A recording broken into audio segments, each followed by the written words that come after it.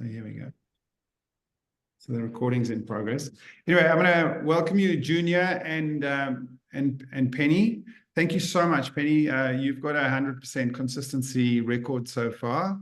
So you're doing absolutely fine. And so is Frances, but she's working with me. So she has to, she has to bear with me. She's from Nigeria, and we've got the rest of us all in South Africa. So that's fantastic. So I'm just going to remind everyone that this is really a discussion. It's not a lecture, as I say, and it's really just good to have your insights. And I'm privileged to have you, Junior, as part of this. And I will ask you to contribute as we go through this. So today, the big sort of topic, I suppose, the topic that, and this is aimed at anyone who's going into a new leadership position. In other words, stepping up from amongst their peers. And it may be a graduate, it may be someone in mid-management, and my definitions are 1 to 5 years is a graduate. Mid-management is 5 to 15 years, and senior is more than 15 years. But you know, in today's world where guys are doing startups and doing incredibly well, senior could easily be very easily in the first 5 years anyway. So it's really distinguishing yourself as a leader of the people that you are working with, and what it takes to be that leader, and how I think initially the big realization is that you have to change your own mindset, that you're actually in charge, giving direction, and the people are looking up to you to define the pathway.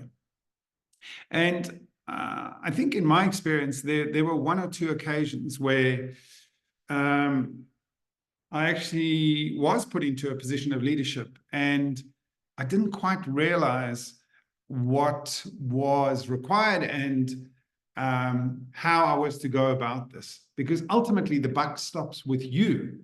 You realize that if you don't show the direction, the bus stops. And that was a sort of a subtle acknowledgement that I had to change my own mindset, and I had to step up. And not everyone gets that.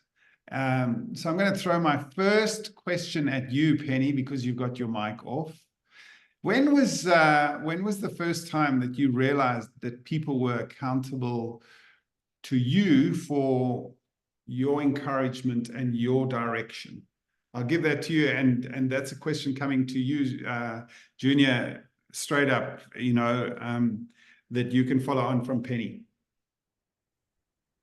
So it was a couple of years ago. I was offered a position to run a real estate company on the north coast of KwaZulu-Natal, and I stepped into a position where I thought that I had a team of experienced people that I'd be leading, only to discover that I had a team of very inexperienced and non-qualified people. So my task suddenly became a lot bigger than anticipated. So that was a whole new sort of direction I had to move in. And the role kind of changed quite a bit into training. And what I did realize was that imparting knowledge and experience is always welcome to experienced people if it's done in the correct way. So I think that when you are imparting your knowledge or sharing knowledge or training, it must be done in a very humble way, and always to uplift people rather than to sort of dominate and say, it mustn't be an I thing. It must be a we thing. Right. Why don't we do this? Okay. And what I also realized is always ask people to do a task rather than tell people to do a task. I think there's a huge difference in that. Exactly. Thank you.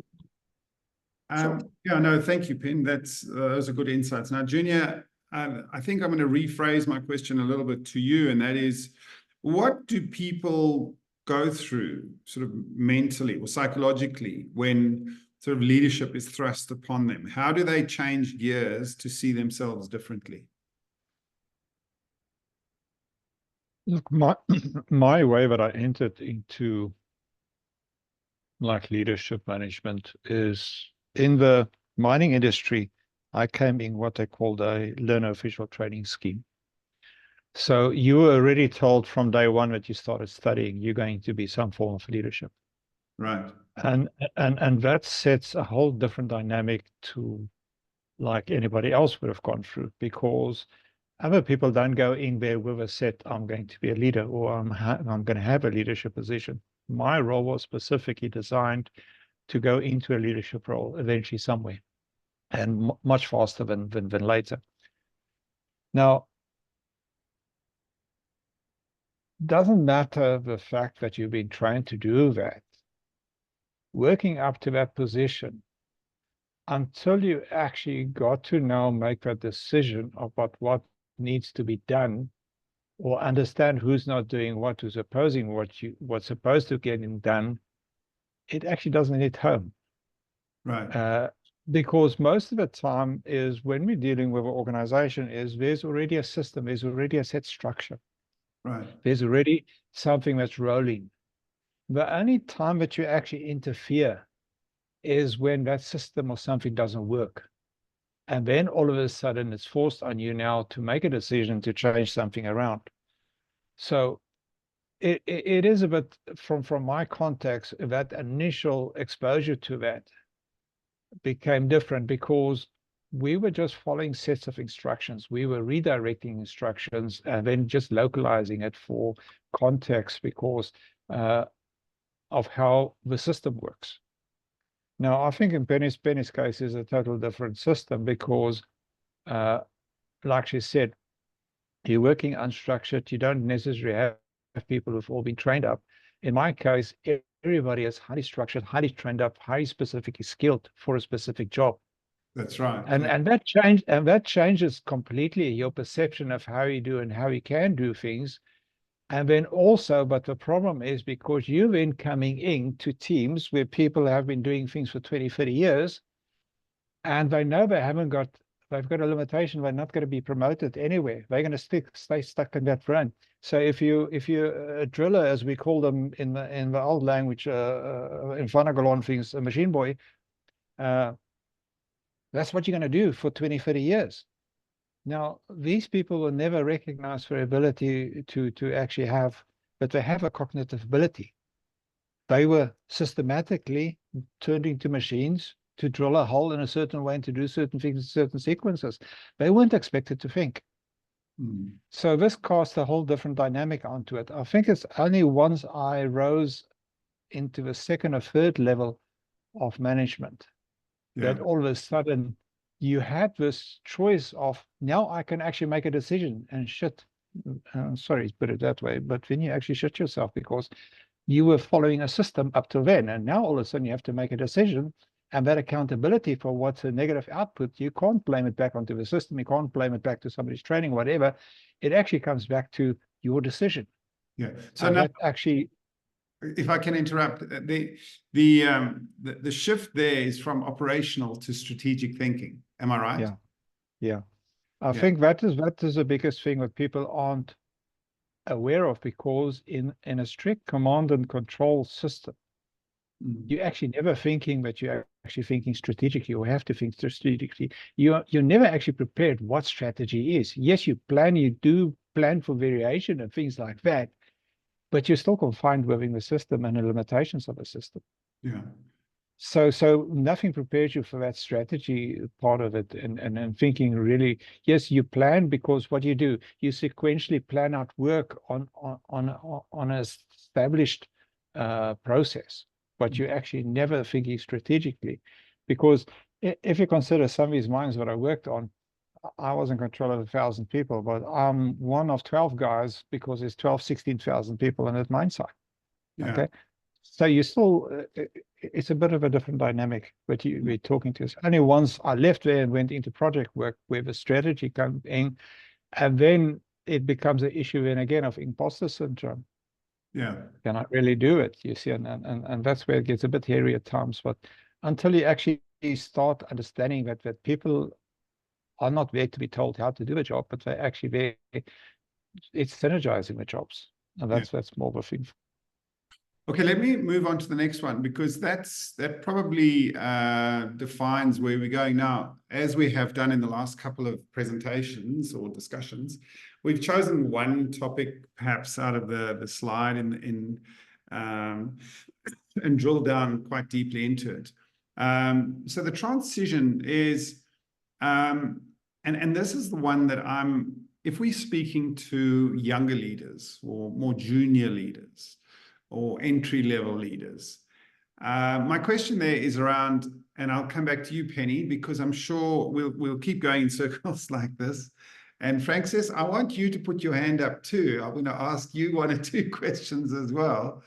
So how do you embrace that new identity? And I'm going to ask that question so you can think about it a little bit, but I think the bit that I'm going to add to this is as follows, and that is, if you are with your peers, there must have been a trigger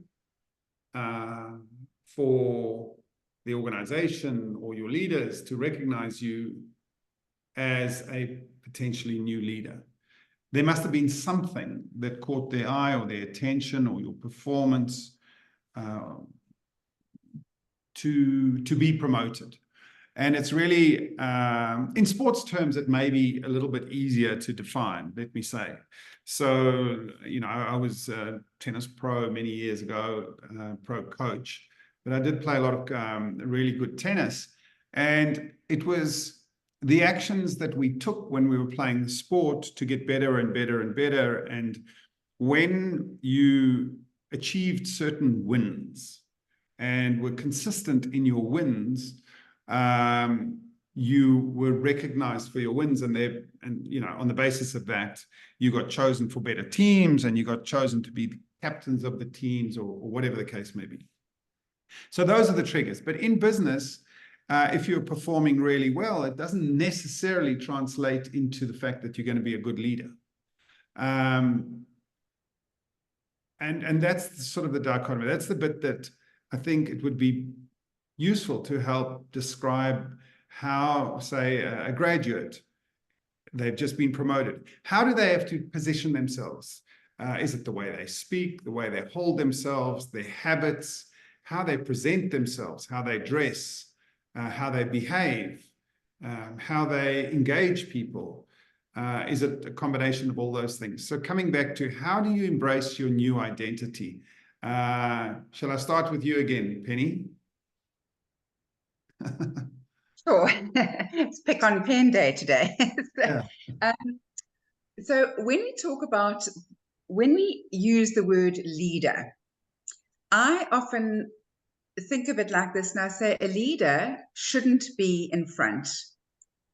Okay. A leader, for me, you need to walk with your team, Right. not necessarily in front of your team. And I think that it's important always to set the tone, to set the example. You know, we are all human, and so we will mess up from time to time. But I do think that a leader must be very careful how they lead, because I think that your staff will hold you in higher regard and will hold more respect for you if you walk with them rather than in front of them. Good. That was the approach I took. It worked well for me. So but it's got to be a very fine line,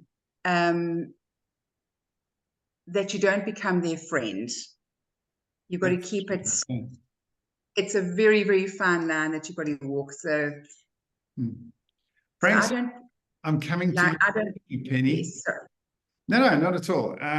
That being a friend of your colleagues, as long as they realize that ultimately it's back to you, the response or the buck stops with you.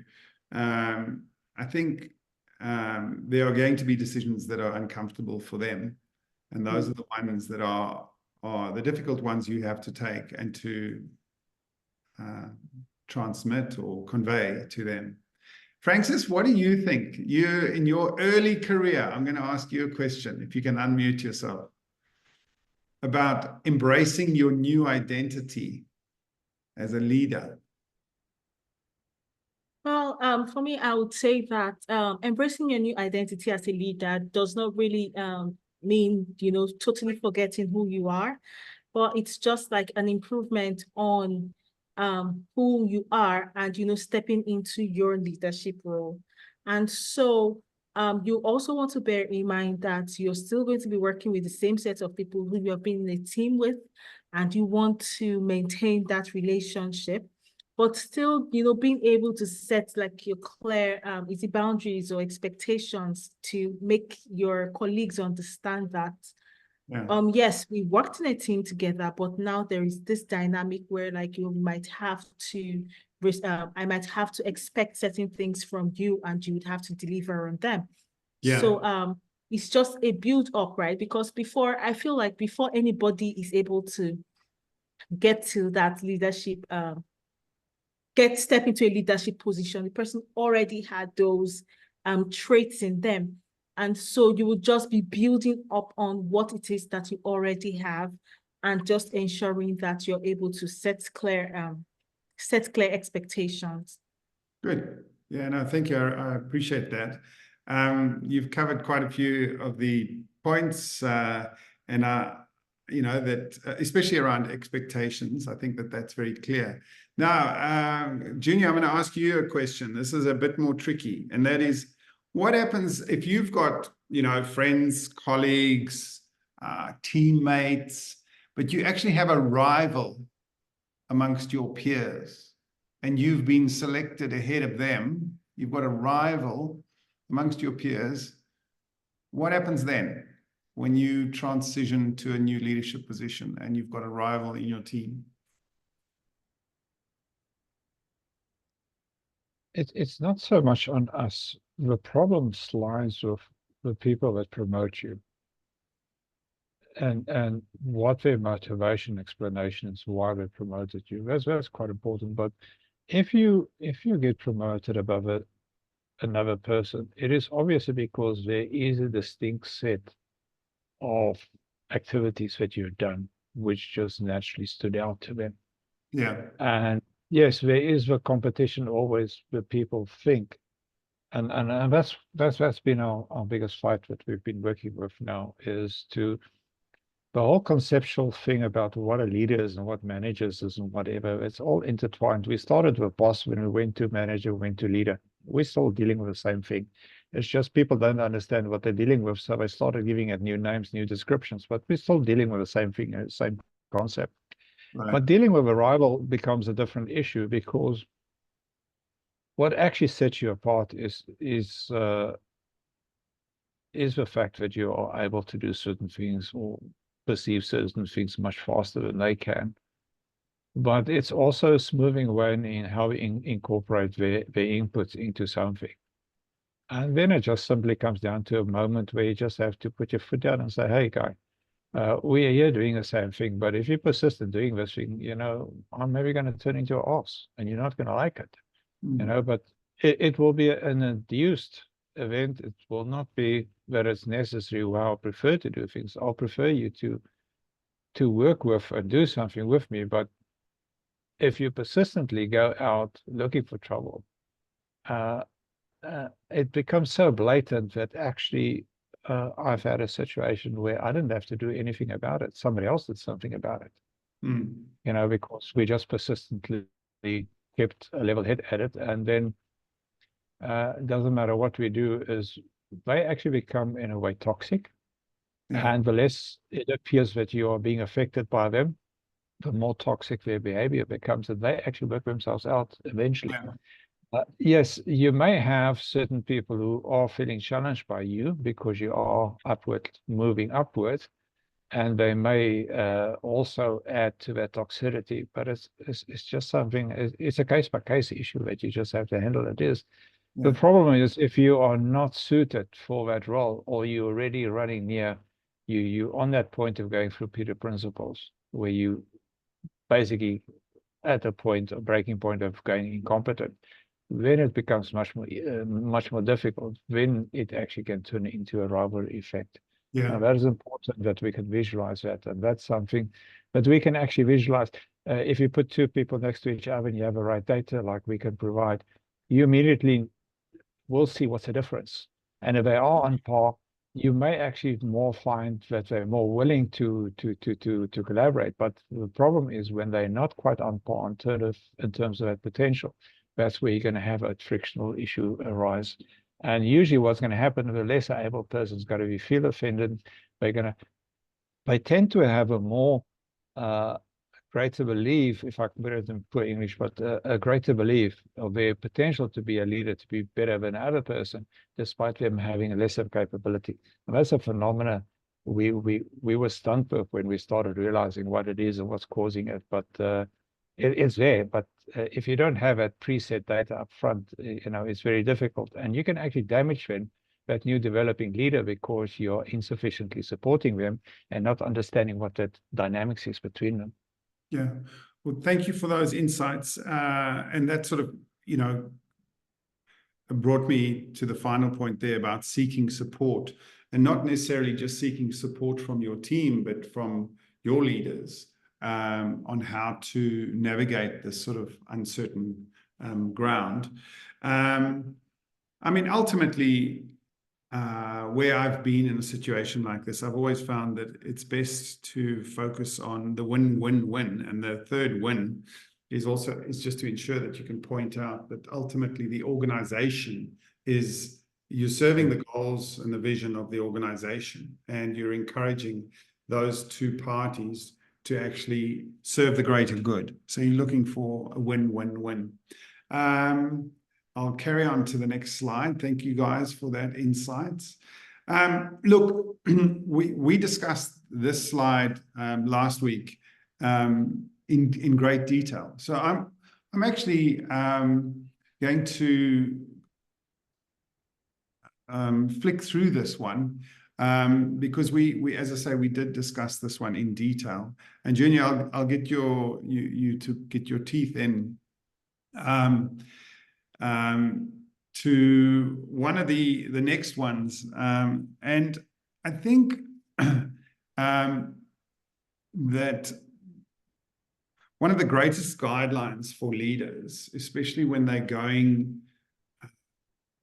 into a new position, is to define and articulate exactly what the vision of the organization is, but how it applies to their particular unit or their team in the organization.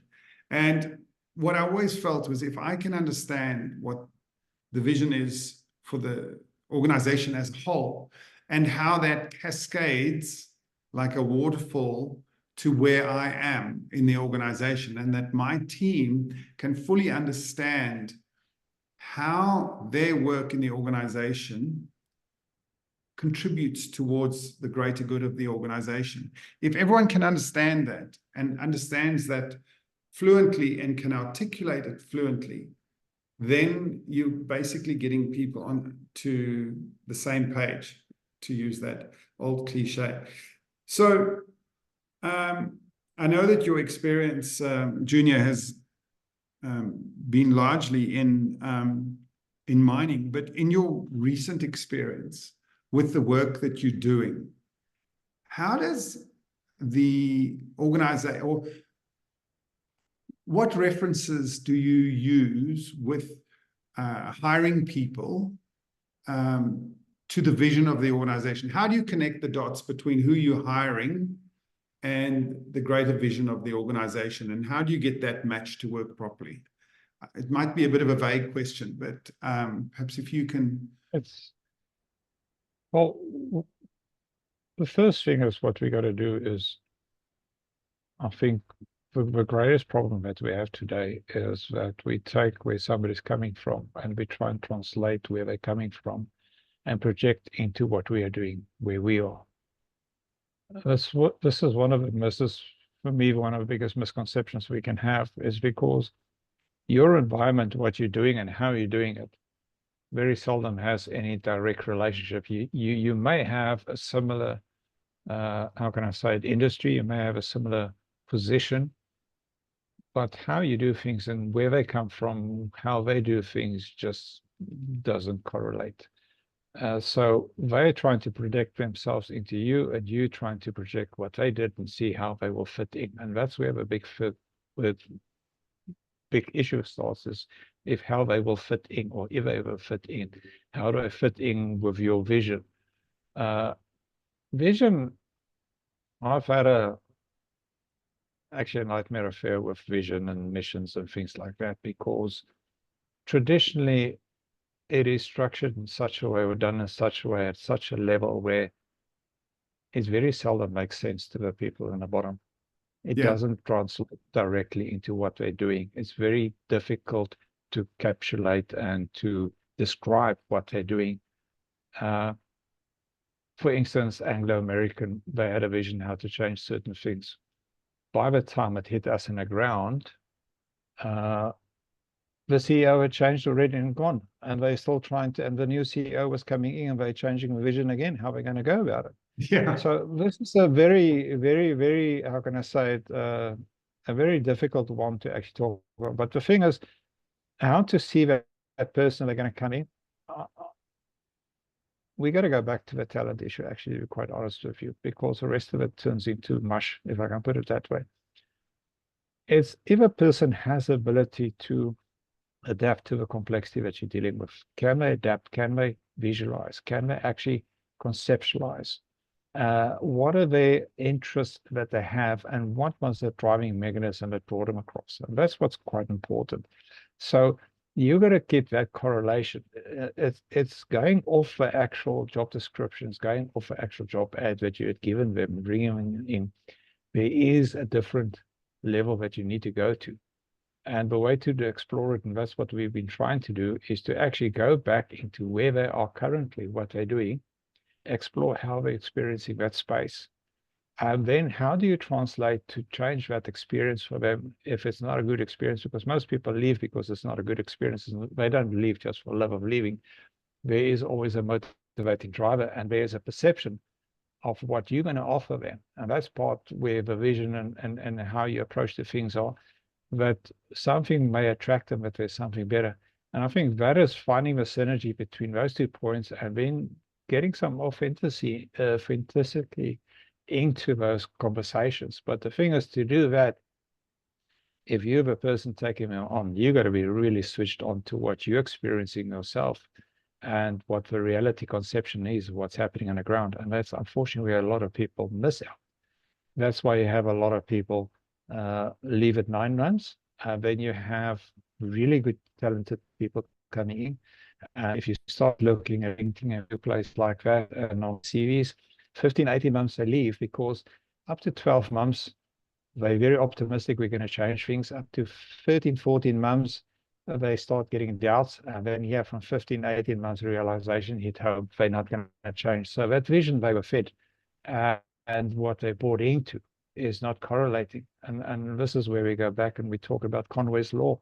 So Conway's Law is developed in the IT industry, where it basically said that the senior leadership will only approve something that they can understand and what they can conceptualize. So it's an unofficial language that's happening in an organization. So I'm bringing a project to you. I want to change this. I'm not going to bring it to you if I know outright from the start that you're going to reject it. So that becomes unofficial.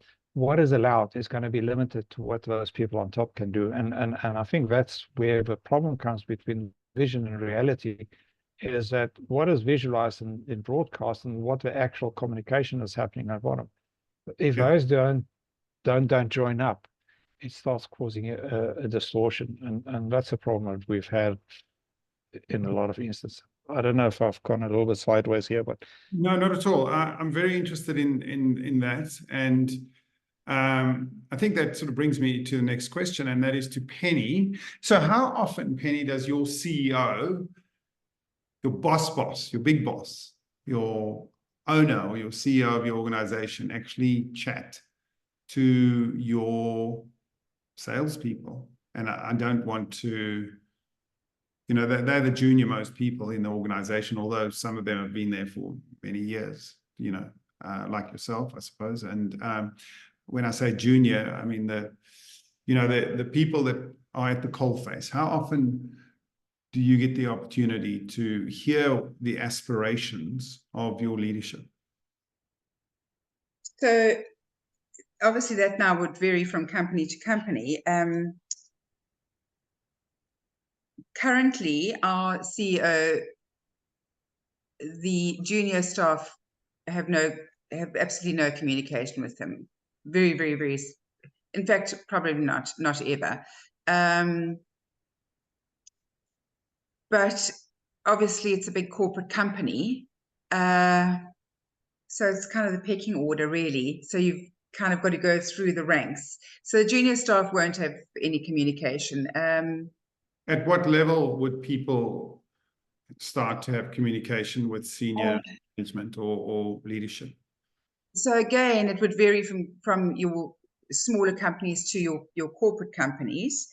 I would say currently in the corporate world and real estate, it would be your principals that would have direct contact with the CEO.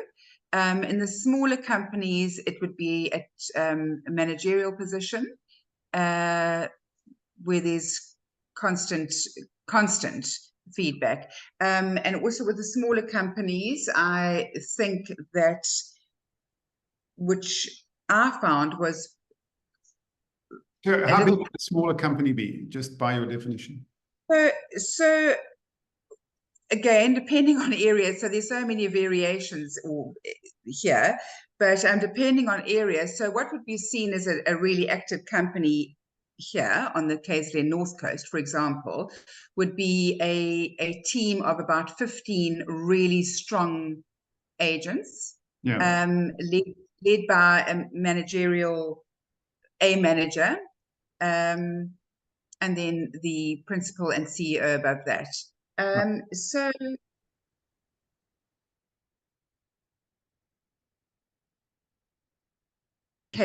levels, because what I found quite problematic at times running the business was that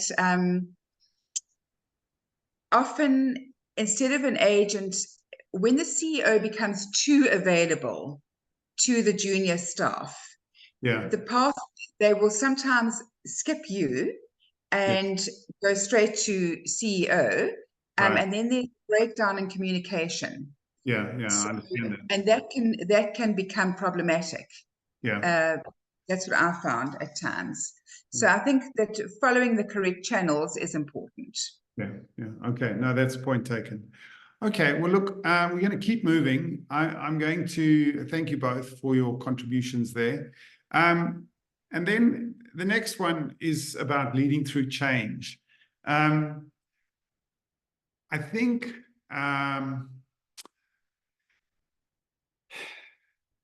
from the experience that I've had around leading through change, where there's a great deal of uncertainty in the whole organization, there's probably a heightened level of miscommunication or lack of communication.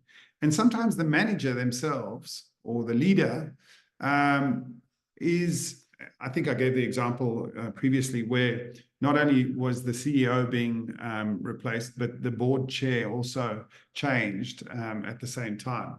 So this was quite tumultuous for any organization where the whole overall strategy and values of the organization were being redefined, were being perhaps adapted, and then the management or the new CEO came in and had to adapt his message, I suppose, to the board's message, which left us a lot in limbo.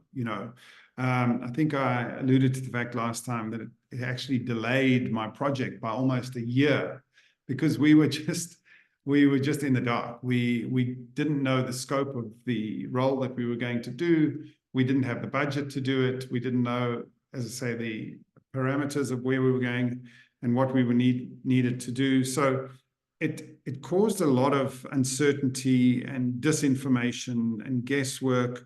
So we just had to stick to what was happening right in front of us. We knew there was change. I was a new leader as well. I had to just declare, look, guys, I don't know what we're going to get from our leadership, super senior leadership. So we've just got to do the best that we can with what we can control. And that revolved around improving our own communications, our own relationships, our own systems, our own processes, and building relationships in anticipation, with our stakeholders, building relationships in anticipation of what we suspected would be the pathway in future. So that level of confidence in really knowing the stakeholders, knowing the players in the game very, very well, and what we could expect from people around us was really important. And that was the way we supported the team, is to get really good at what we were anticipating we would have to do. So that's my experience around leading the team through change. Is there anyone who'd like to make a comment there? I'm going to just throw it all to all of you, leading through change. And we've got just a few more minutes, so I'll shoot through the next couple as well. Anyone want to add to that contribution? So I just want to say that people are often very afraid of change. People don't like change. And so immediately when you change something, there's kind of this resistance. And I think from a managerial point of view, you've got to be very careful how you manage that and encourage and be sure about the changes that you are going to implement, and explain to your team why these changes are going to be made, and it's going to be beneficial for them, because change is always, always difficult. Yeah. Explaining why is so critical. Why are we doing this kind of thing? Yeah. And be very clear in your explanations, That's true. Yes. Thank you, Penny. Then I'm going to go, once again, we discussed this in our last slideshow or our last presentation. And I don't want to go into too much around this, but as I say, we'll have a copy of these and my notes that I will distribute afterwards. And then I think the point that I wanted to make around sustaining success was simply this, is that when you get to a certain level of efficiency, I wouldn't want to say comfort, but when things are cruising really well and you've got your business rollicking along, one of the most enjoyable exercises I found was sharing your success, not only with your team, but inviting other teams to come in and paying it forward to those teams. Now, I worked in capital fundraising, and we had colleagues and organizations that really admired our team for what we were doing and how we were going about it.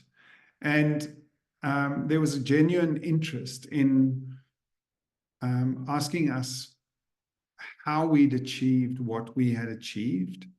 And there was the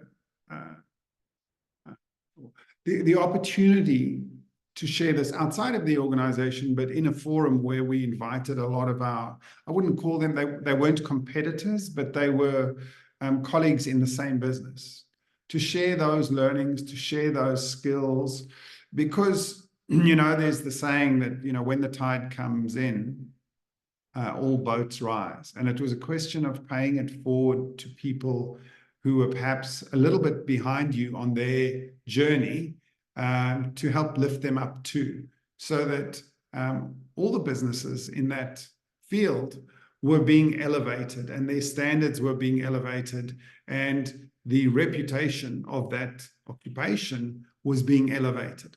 And that's the bit, that's why I actually put it in there about paying it forward, because I felt that that was the right thing to do in our community.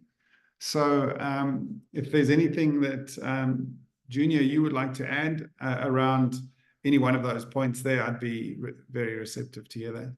Well, this thing of paying forward, it sometimes works, most of the time don't work. Yeah. The fact that you achieved, for most organizations, it's a matter of serendipity. You were just bloody lucky to have the right people around you. It was not by design. It wasn't so cultured or whatever, if you can put it that way. You're just bloody lucky. and the dynamics, the underlying dynamics that make it work is not perceived from outside. It's a real, we worked with something which we call potential overlap theory. And that is something that was only developed in 2016 in the psychology field. But without us knowing, we were already doing this in 2011 when I was in Saudi Arabia. If there are enough overlapping potentials in the individuals, and then there is an overlapping interest where they commonly share, and then there's enough self-awareness between them that allows them to let somebody do something where they're just not comfortable doing it and comfortable handing it over, things work. And that's most probably what you experienced. But as soon as there is already a dysfunction in the underlying team, the underlying structure, and in underlying experiences, and you have 1, 2 levels up, which is really shitty people, I'm sorry, put it, that's the only way I can put it, you're not going to get that synergy. You're not going to get those things. So no matter what you did is, and this is exactly a problem that people have trying to copy of a Chinese company called Haier. Haier got rid of 12,000 managers. They removed the positions altogether. They went into a DAO system, decentralized autonomous. They created 4,000 micro enterprises. It's not a matter of paying forward. It's a matter of removing restrictions. And that's the thing, is when you pay forward, is you sharing what you had, but you don't share the same restrictions that others have. So for them to replicate, they're going to replicate what you did, but they're not going to replicate the experience, because the underlying carrying capability to produce that result is just not there. And that is what I think that's a big thing we got to look at, that we miss out on. That's an incredibly interesting insight. I must say, when you first introduced what you were going to say, I was like somewhat taken aback. But the way you've explained it really does make sense, because other organizations might have greater restrictions, as you say, than the organization that I was part of. And those restrictions would have limited their capabilities to reach the same outcomes. Perhaps in retrospect, it might have been just a very good feel-good exercise to share some success, around where we were going. Look, guys, I'm going to just show the last slide, because this is, or the second last slide, because this is what we offer as our business. And I know that Penny's seen this, but for Junior's sake, I just wanted to, say a little bit about what we actually do, and that is really around providing a service to junior, mid, and senior leaders transition into their leadership position as quickly as possible. I won't go into all the detail around that, but I'll certainly send you the slides. And I think we discussed this a little bit on our telephone conversation that we had, Junior. I'm going to give you just a minute to tell Penny and Francis and myself, again, Junior, exactly what you guys are doing as a bit of a hunt for your role. And then perhaps you can invite anyone who watches this video to come along to your presentation as well. Well, basically what we've done is I come out of the mining industry. We were given an organization with plus 5,000 people to restructure. We did the basic calculate. We found out we only needed 2,200 people. In the end of the day, what happened is when they started doing the structure, they started firing all the wrong people. And that's where I got into psychometrics. So eventually what we did is, because we were working with 16 nationalities, 90% of these people were illiterate. You can just imagine Saudi Arabia doing construction with 60 nationalities is chaos. So this led us to explore psychometrics. Psychometrics then went on to a point where we got so good at it, and literally that's what we did. We got so good at it that it actually scares people because of the accuracy that you can gain out of it. The switching point was that instead of profiling people for behavior, we started understanding how they actually process complexity. So eventually what we're doing right now is to get a foot into the door. We cannot say to them, we're going to come and help you fix your organization, because the first thing is 80% of leaders, whether HR or leaders, are over promoted. The last thing they want is somebody to tell them you are over promoted. So what we do is we actually created an app out of our work that we're busy finalizing. We actually ask one very simple question. Well, it's 23 questions, but the very simple question we're asking is, what are you experiencing right now? What is influencing what you're experiencing? And how can we change that experience? And the only way you can do that is by expressing it. Your mind cannot capture more than 3 or 4 items at a time. There's 23 items we look at. So we have to do it through a format, and that's basically what you're doing. And then we help you connect the dots. And you can explain exactly what you're experiencing and why you're experiencing it. And then we connect your dots to the persons around you. So you then see how you change your preferences is the influence of how other people prefer to interact with you. So it's whole more about the relationship rather than a capability that we're looking at a moment. The exploration of capability, that becomes a secondary thing that comes out of it. But first is understanding where are the red flags, why are they being raised, and then who's most at risk and who's causing most of the risk. And that's basically what it, in a very simple way, and we'll discuss it on Friday. I'll show you how we do it. It's actually very simple. Despite being very complex, it's actually very simple.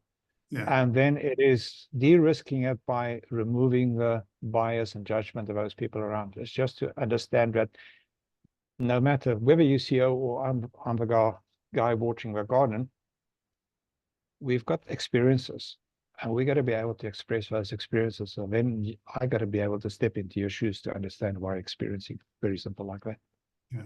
Junior, thank you so much for that. And I will declare that I have done the 23 questions psychometric test with Junior. And on Friday afternoon, I think 12 o'clock or thereabouts, I've made an appointment to see Junior. Yeah. He's going to give me the analysis of my results from the test. So thank you very much. Thank you so much, Junior, for joining us. Thank you, Francis, for coordinating it. And thank you, Penny, for your 100% percentage attendance. You're an absolute superstar. And we'll do this again next week. So thank you so much. I really appreciate you guys being here and look forward to being in touch with you all individually or once again here in future. Thank you. Cheers then. Okay. Cheers. Keep well. See you guys. Bye-bye. Bye.